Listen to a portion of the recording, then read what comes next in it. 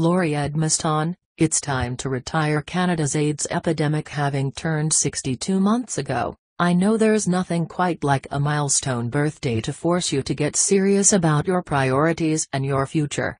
The HIV response is facing our own wake-up call December 1st as we mark the 30th World AIDS Day, a milestone I never imagined we would reach when I started working in HIV 30 years ago.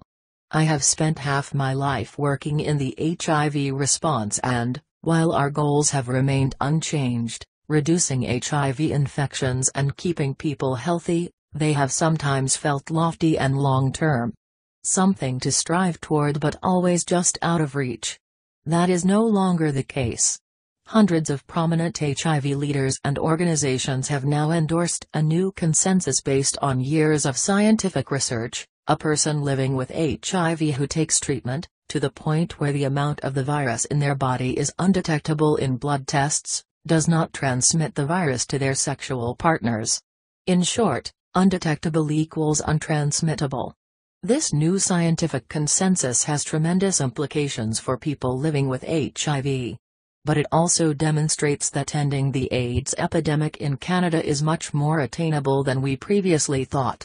If treatment has the potential to eliminate the risk of HIV transmission, it can not only save the lives of people living with HIV, but it can also be used as a tool to prevent further infections. This concept, treatment as prevention, is not new. Researchers at the BC Centre for Excellence in HIV/AIDS coined the term in 2006 when they published data showing that increased access to modern HIV treatments was often accompanied by a decrease in new HIV infections. In some countries, governments took the concept and ran with it. Swaziland, the country with the highest HIV prevalence in the world, has doubled the number of people on HIV treatment since 2011. Researchers announced this year that new HIV infections were cut in half over the same period. But for this approach to work, there are two key challenges to overcome. People need to know their HIV status, and those who are diagnosed HIV positive need to have access to treatment and care. In Canada, we are falling behind on both of these measures.